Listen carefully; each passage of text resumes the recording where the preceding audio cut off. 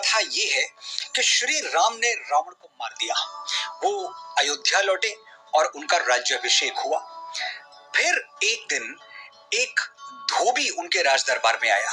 वो अपनी पत्नी को त्यागने पर तुला हुआ था। कारण उसकी पत्नी उसकी अनुमति के बिना 2 रातें घर से बाहर गुजार के आई थी। धोबी ने श्री राम से कहा कि मैं आप जैसा नहीं हूं कि पत्नी शत्रु के साथ रहकर आए फिर भी उसके चरित्र पर संदेह किए बिना उसे अपना लूं।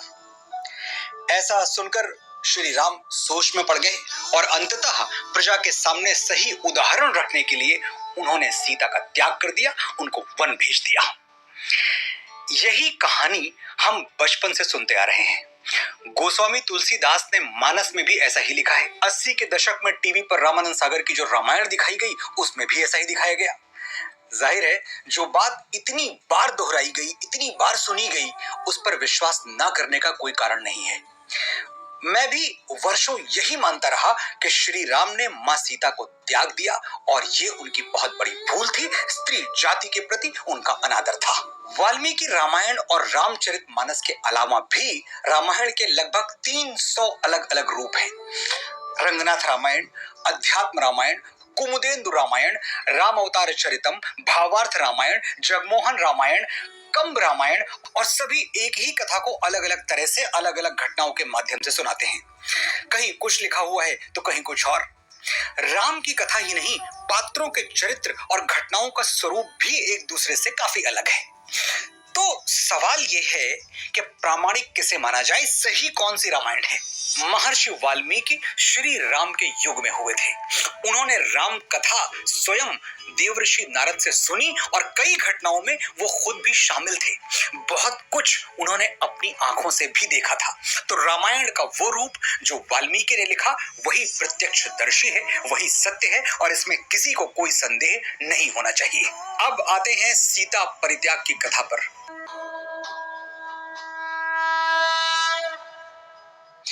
ये पूरी कहानी रामायण के उत्तरकांड में लिखी गई है। वो उत्तरकांड, ध्यान से सुनिएगा, वो उत्तरकांड जो ऋषि वाल्मीकि ने कभी लिखा ही नहीं था। बिल्कुल ठीक सुन रहे हैं आप। महर्षि वाल्मीकि ने उत्तरकांड कभी लिखा ही नहीं था। श्री वाल्मीकि रामायण में मूलतः सिर्फ 6 कांड हैं। बालकांड, अयोध्या कांड, अरण्य कांड, किष्किंधा कांड, सुंदर कांड और युद्ध कांड। उत्तरकांड ओरिजिनल वाल्मीकि रामायण का अंश नहीं है। अब ये बात मानना शायद आपके लिए थोड़ा मुश्किल हो। मैं चाहता भी नहीं कि आपके प्रश्नों को ये कह के शांत कर दूं कि जो हम कह रहे हैं वही सही है, राम के नाम पर मान जाइए। बिल्कुल नहीं। हमारी संस्कृति में जिज्ञासा का सम्मान सिखाया जाता है, तर्क दिए जाते हैं, शास्त्रार्थ होते हैं। हम डांट कर या डरा कर किसी को कुछ नहीं मनवाते। ऋषि पुत्र नचिकेता के प्रश्नों के उत्तर स्वयं यमराज ने दिए। कठोपनिषद की ये कथा बहुत अद्भुत है और बहुत जल्द मैं इस पर एक पूरा वीडियो बनाऊंगा। श्रीमद् भगवद गीता में अर्जुन की शंकाओं का समाधान भगवान कृष्ण 18 अध्यायों तक करते रहे। अर्जुन किसी बच्चे की तरह बार बार एक ही प्रश्न पूछता रहा, सिर्फ शब्द अलग थे, लेकिन कृष्ण पूरे धैर्य के साथ अर्जुन को उत्तर देते रहे जब तक कि अर्जुन की शंका का समाधान नहीं हो गया। आज आप भी तर्क सुनिए और खुले मन से समझने का प्रयास कीजिए कि क्या सचमुच श्री राम ने मां सीता का त्याग किया था।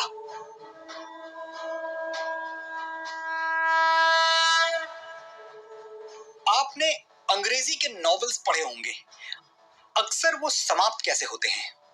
And they lived happily ever after. वो खुशी खुशी एक दूसरे के साथ रहने लगे। इसके बाद कहने के लिए कोई कहानी नहीं बचती। वाल्मीकि रामायण के युद्ध कांड का 128वां सर्ग कहता है, श्री राम राजा बन गए, विभीषण लंका चले गए, सुग्रीव किष्किंधा लौट गए, भरत सेनापति नियुक्त हो गए और इसके बाद श्लोक संख्या 95 से लेकर 106 तक हैप्पीली एवर आफ्टर का वर्णन है। कैसे श्री राम और सीता साथ रहते हुए खुशी खुशी अयोध्या पर राज करने लगे। श्लोक संख्या 106 के बाद क्या है? फलश्रुति। अब फलश्रुति क्या है? प्रथम वेद ऋग्वेद से लेकर जितने भी आस्तिक ग्रंथ रचे गए हैं उनके अंत में फलश्रुति लिखने की परंपरा है। फलश्रुति यानी सुनने का फल। ये कथा सुनने और सुनाने का क्या शुभ फल होगा। हनुमान चालीसा की फलश्रुति आपको जरूर याद होगी।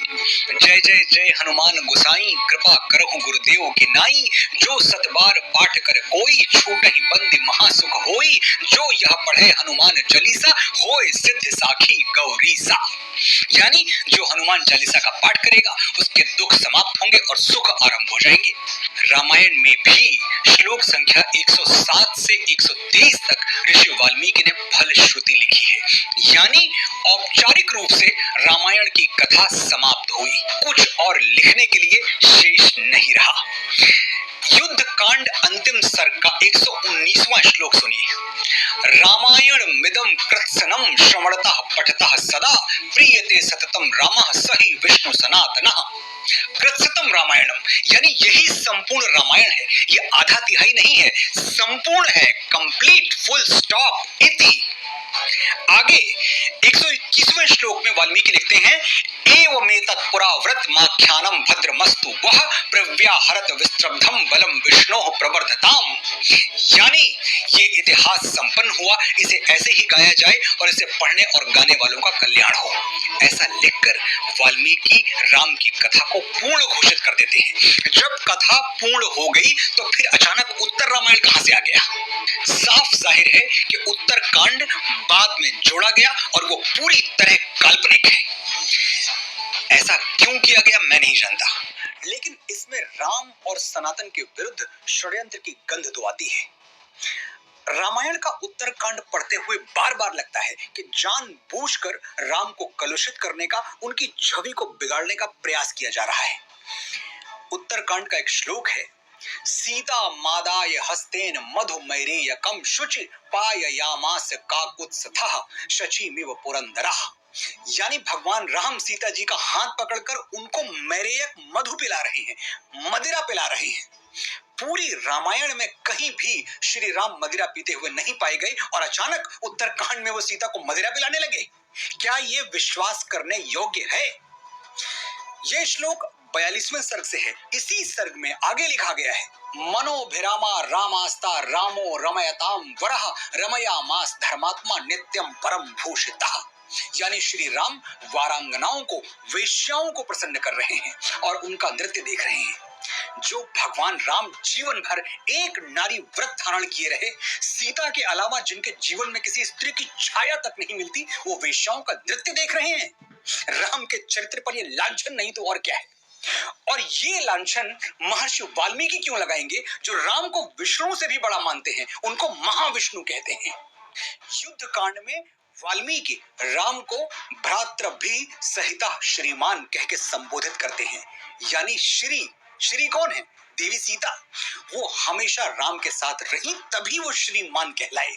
हमेशा राम के साथ रही, ध्यान दीजिएगा।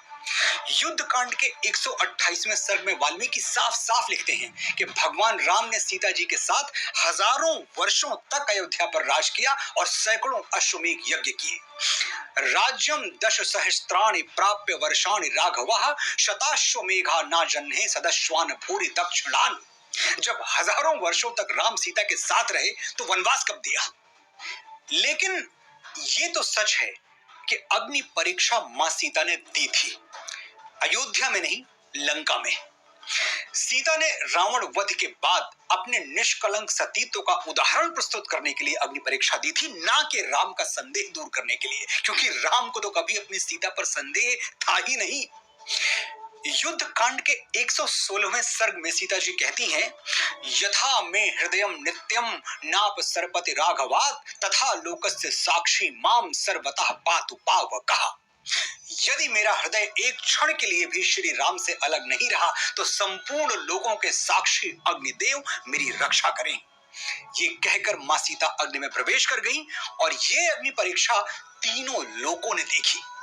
ददृशुस्ताम विशालाक्षीम पतनतीम हव्यवाहनम सीताम सर्वाणि रूपाणि रुक्म वेद निभाम तदा।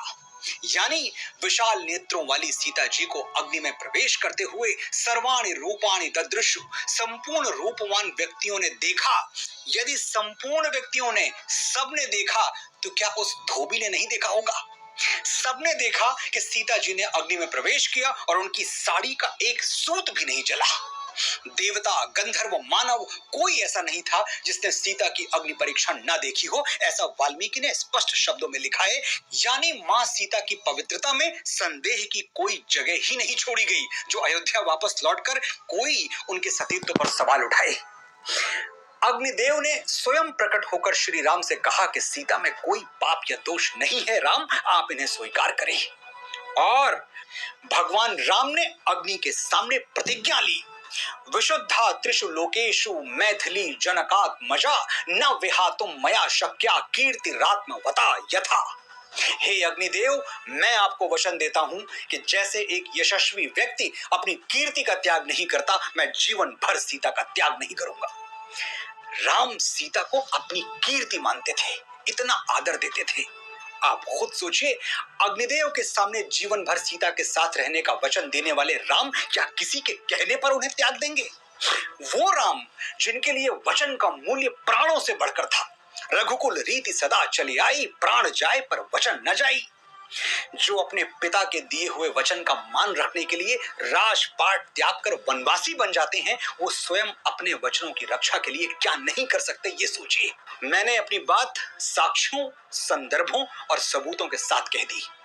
अब आपको कहना है, जब भी कोई सीता परित्याग को लेकर आपके सामने श्री राम के चरित्र पर प्रश्न उठाए, आपको कहना है कि ये झूठ है, छल है, धोखा है और आप इस कपट का सच जान चुके हैं। आपको कहना है कि श्री राम और सीता सिर्फ एक बार अलग हुए थे, जब रावण ने मां सीता का हरण किया था। उसके बाद वो सदा सदा के लिए एक हो गए और हमेशा एक साथ रहे। ये कहना कठिन है कि उत्तर रामायण नाम का ये झूठ रचा किसने, इसका रचयिता कौन है, ये भ्रम फैलाया किसने। लेकिन शोध करने वाले मानते हैं कि लगभग 2500 साल पहले जब भारत भूमि पर कुछ और भी धर्म पनपने लगे, तब हमारे सनातन ग्रंथों के साथ बड़ी मात्रा में छेड़छाड़ हुई। लक्ष्य था सनातन को छोटा बताकर बाकी धर्मों को बड़ा करना, उनको स्थापित करना। एक सीमा तक ये षड्यंत्र सफल भी हुआ, लेकिन एक दिन हर झूठ से पर्दा उठता है। ये नया भारत है, इसके पांव धरती पर और आंखें आकाश पर हैं। ये भक्ति भी जानता है और तर्क शक्ति भी।